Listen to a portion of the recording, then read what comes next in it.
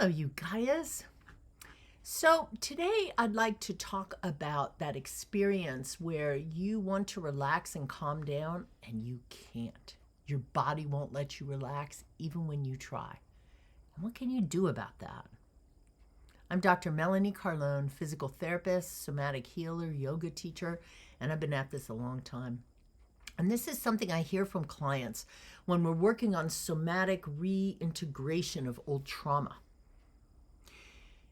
You're inviting yourself to calm down. Maybe you sit down or lie down, or you're trying to meditate and your body just won't let go. It's just thrumming with activity.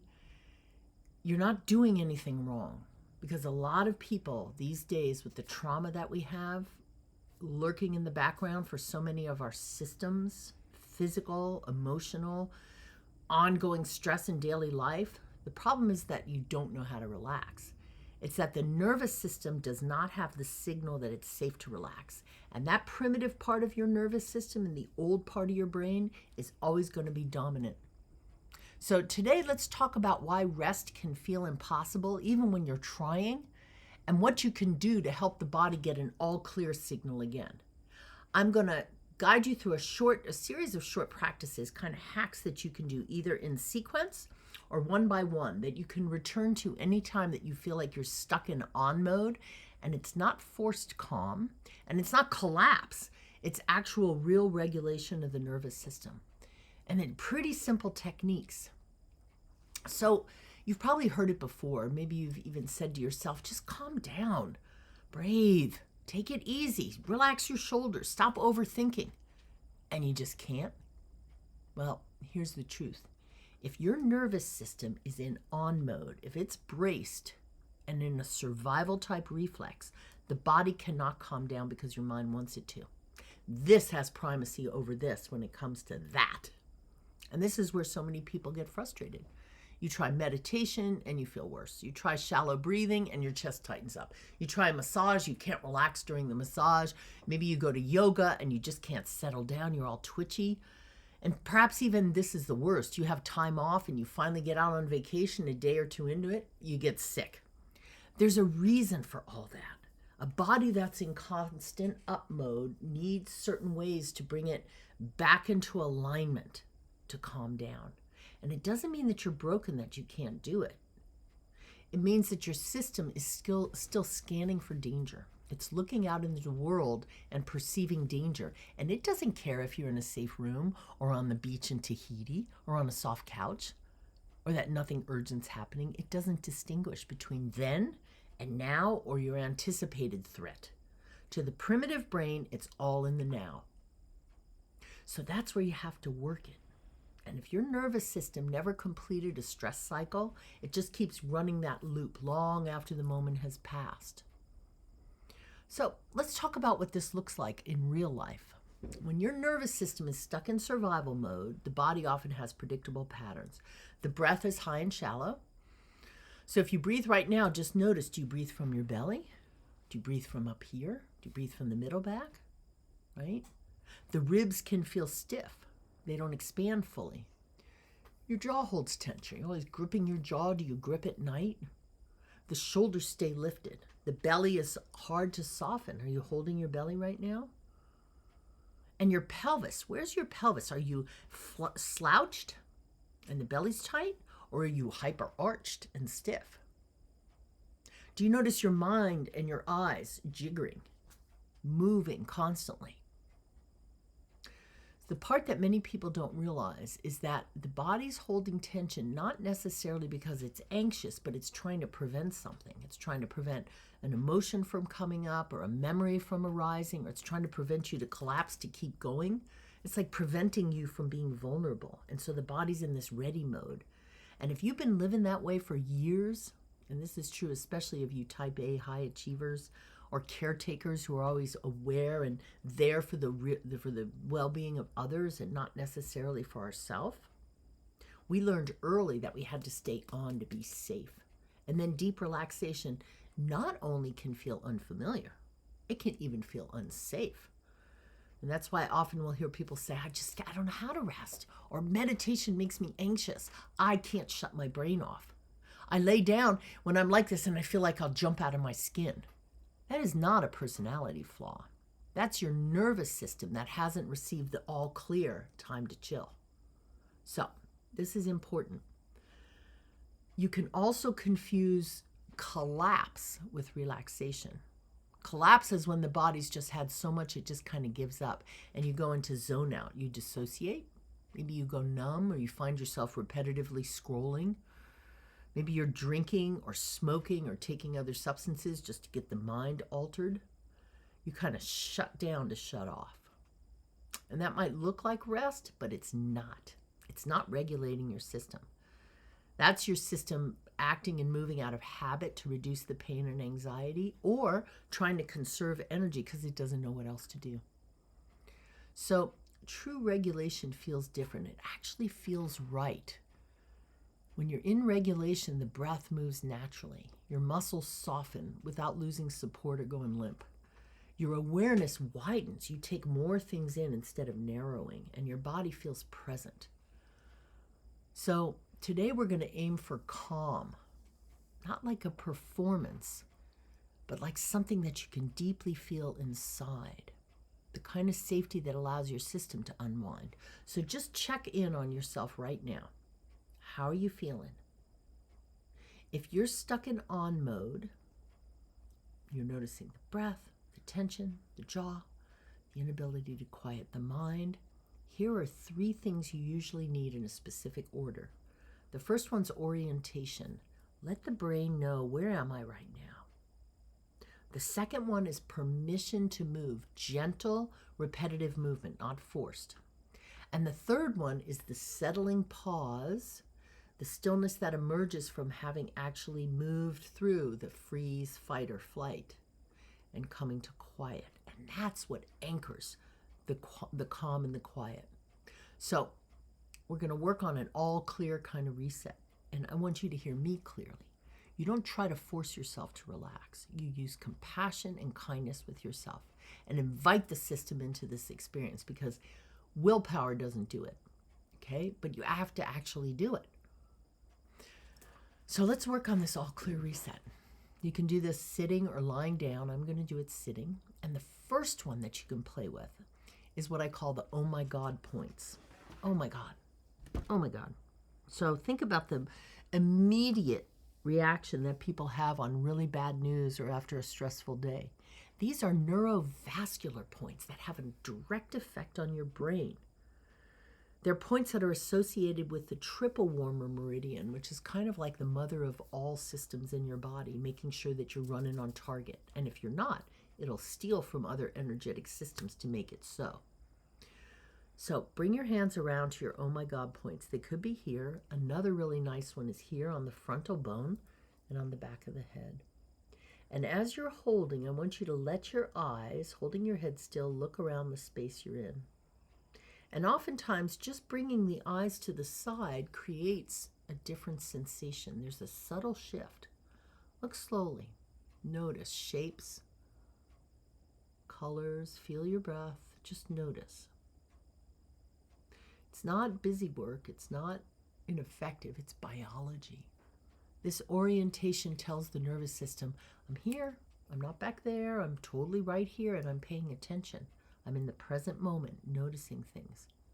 So if your system tends towards anxiety, this one alone can be a game changer. All right, step 2, cross body pull and triple warmer calming. So this is where you connect the right and the left side of the body. So bring your hand up on your shoulder, dig your fingers in, and drag across to your opposite hip. Shoulder to hip, shoulder to hip, and keep breathing. Breathe into the low back and feel the effect of moving from one side of the body to the other. And then we're going to trace triple warmers. So starting at your 4th finger, just bring your fingers up the arm. I call this the bad hair move. Up your neck and around your ear. Okay, a couple times like that from 4th finger, breathing into the low back. I'm going to talk about that a little more. Up the arm, around. Then the other side. Breathing, you could hold your arm down, you don't have to hold it up, and come around to the temple.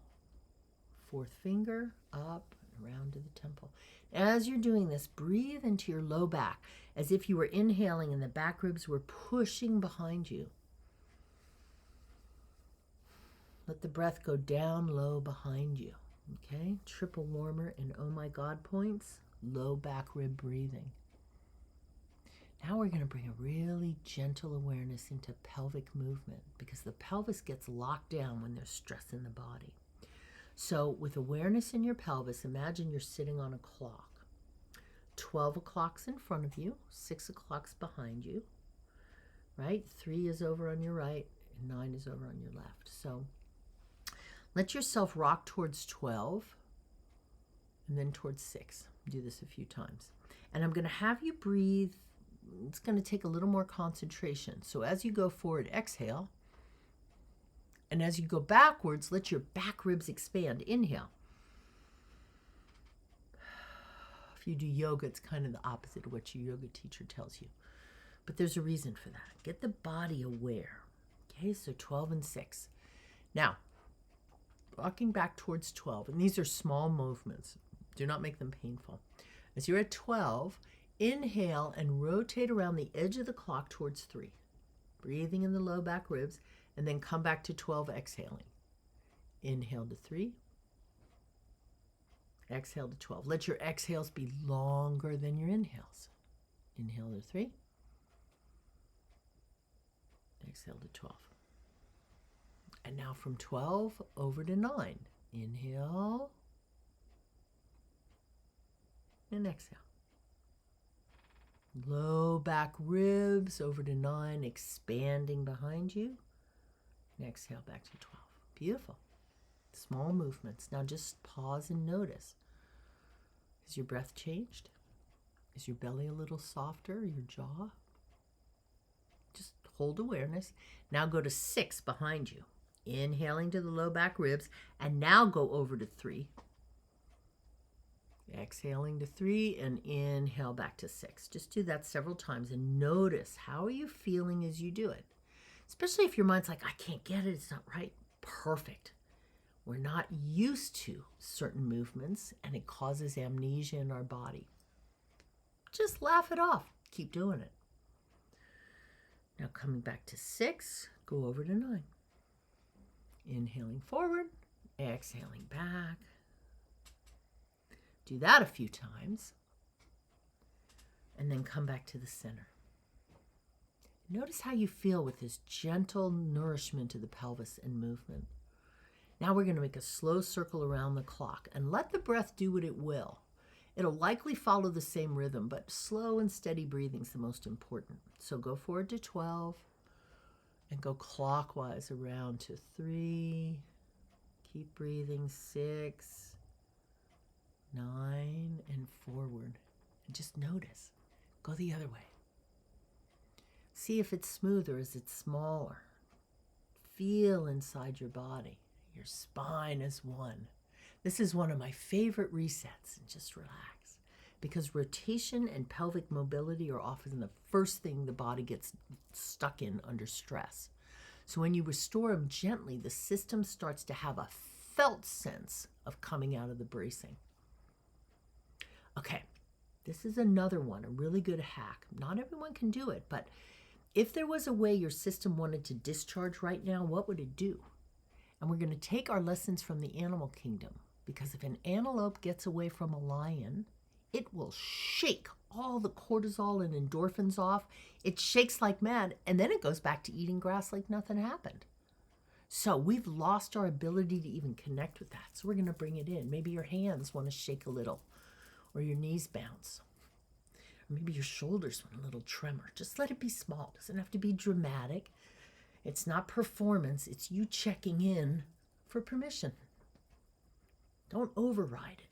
That's what humans do. Animals don't do that. Shaking is one of the oldest ways the nervous system completes the cycle. In real indigenous, primitive, more connected to nature cultures, it's often part of trance states that people do. So it gets in deep in the brain. Okay, if you completed that now, I want you to just pause and now feel the echo inside of the body.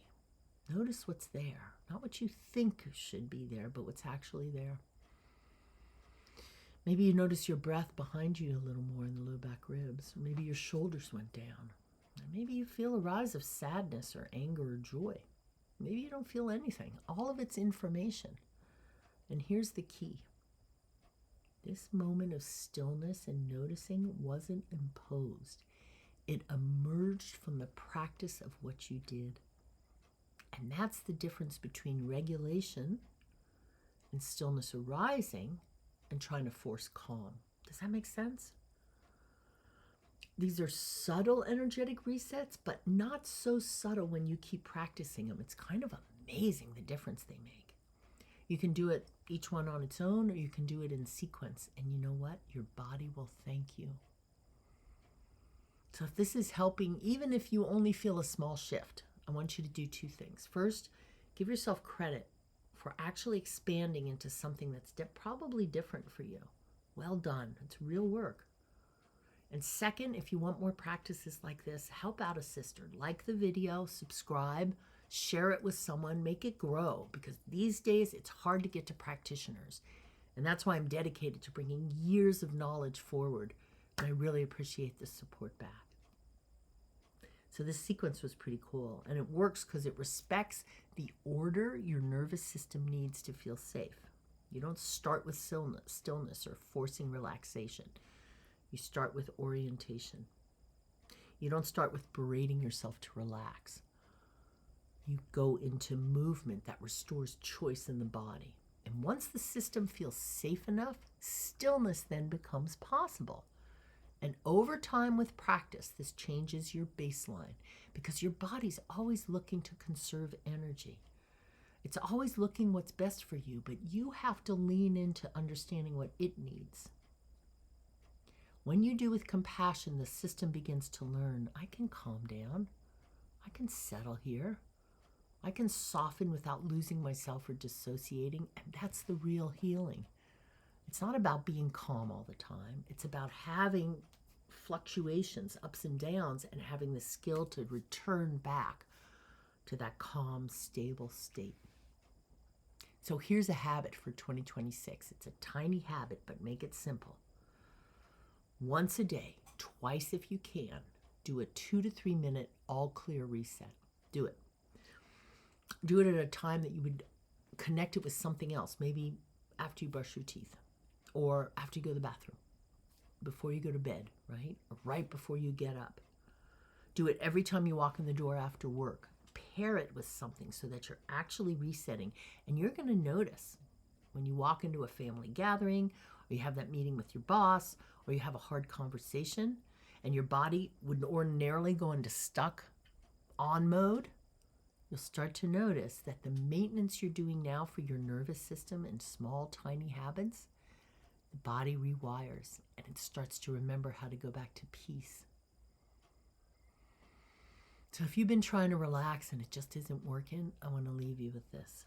It's not a mindset issue. You're not broken. It's an all clear issue. And you have to clear out the debris before you can actually practice the calm. Your body isn't resisting rest to sabotage you. It's protecting you. That's what it's designed to do. And you can teach it something new. So if this resonated, leave a comment and tell me, how did it feel when you tried to rest and you did this? Did the body shift? What happened? And if you want more tools like this, like the video, subscribe, and I will see you in the next one. I love doing this. Take care, you guys.